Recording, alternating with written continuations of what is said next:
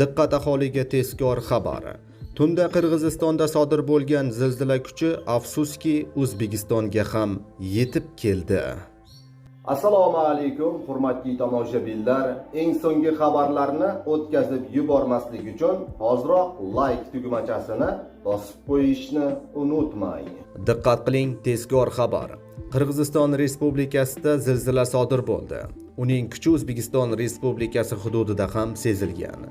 Farg'ona viloyatida 2 ball 31 kilometr, zilzila epitsentri Toshkentdan 266 kilometr janubiy-sharqda joylashgan.